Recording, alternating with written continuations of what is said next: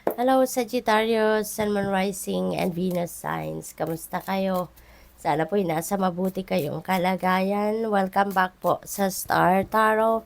Kung bago kayo rito, welcome din kayo. Thank you sa inyong support. I truly appreciate it. God bless you all po. Una mensahe ni Sag ay September. Ayan, kung ngayon tapos na to, September, baka September 2025 ito, baka meron kayong plano, long-term goal, no? Maaring pinagpaplanuhan ninyo. This could be almost a year na trabaho, siguro proyekto. Baka meron kayong i-roll out na plano, project, or business, no, soon. At target ninyo September next year, dapat tapos na yan, or nagtagumpay na kayo, or nakamit nyo na ang kung ano man, ano. Maaring long-term plan ito. Marriage, pwede rin, ano, Sagittarius, na planning for marriage kayo, baka na-engage kayo ngayon, at baka yung kasalan is happening in September. So, probably, ganun din ang ganap dyan for some of you.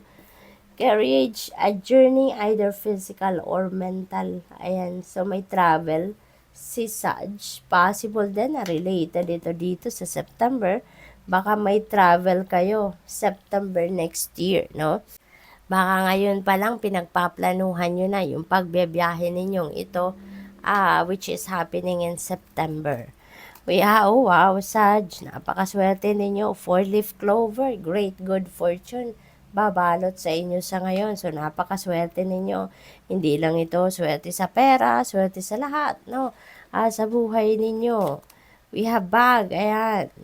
Something important is coming your way. New job, baka may bagong trabaho, bagong career, may pay raise, baka promotion, magiging boss na kayo, you know? Swerte, nagsisimula na yung swerte ninyo. We have someone behaving stupidly. Ayan, wag na ninyong pansinin yan. Sayang naman ang swerteng. Ito, kung masasabotage lang nito, diba? Kaya dead man na lang as much as possible kung sino man ito. Baka kasi, baka kapamilya ninyo yan.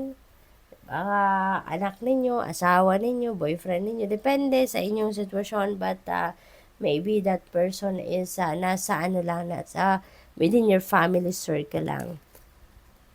We have July. Ayan. So, this could be, baka, na-pick up ko dito, baka ngayon, nagpaplano kayo, ba diba? Maybe you're still choosing the month kung kailan kayo magpapakasal. Baka you are torn between July or September, no? We have a short journey. Ayan, may journey dyan, may short journey dito. So, baka magkaibang biyahe ito. Pwede rin naman na iisa lang yan, no? Pero, short journey lang ito. So, maaaring saglit lang kayo sa pupuntahan ninyo, or baka malapit lang yung pupuntahan ninyo. So, maaaring travel by land lang ito. Magdadrive lang kayo. So, what else? We have seahorse, family matters. Ayan, maaaring related ito sa pamilya, no? Baka merong mga gagawin lang kayo. Baka mga preparation ito ng kung anong okasyon, or baka may mga papeles lang kayo na kailangang kunin, no? Sagittarius na related, no, sa pamilya ninyo, sa mga inaasikaso ninyong mga transactions, no, related sa inyong pamilya. Wedge, someone is trying to come between you and a friend or something you want. Ayan, merong iepal. Sagittarius, merong iepal. Meron ditong will try to sabotage you. Kaya, ano kayo be vigilant, mapagmatsyag kayo sa ngayon.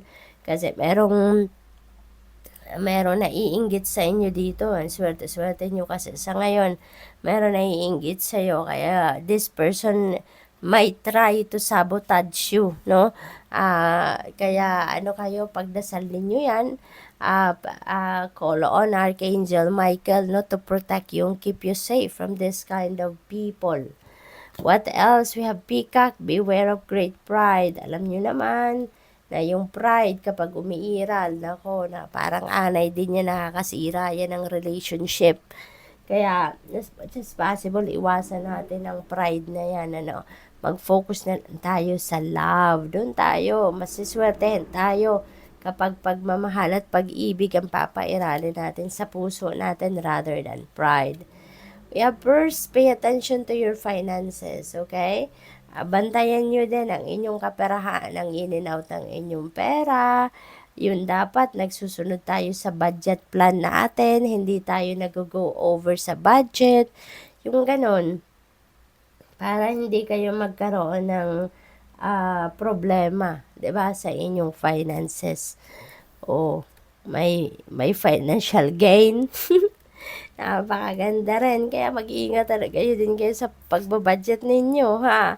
At baka yung financial gain na to, baka maubos lang nang hindi, alam mo yun, nang wala sa plano or yung dahil sa mga, ang tawag dito, impulsive expenditures, 'di ba?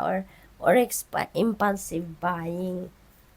So, what else? We have fire and strong emotion, passionate love or hate. Baka love din ito at the same time may hate para sa iba naman sa inyo. Kasi yung passionate love na to, 'di ba, may marriage card tayo. Kaya maaaring super in love talaga ang iba sa inyo sa ngayon. Kaya nga, baka pumayag na kayong mag-asawa na magpakasal na, 'di ba? Or, dahil din dito sa i-apple sa inyo, baka maramdaman ninyo galit, 'di ba?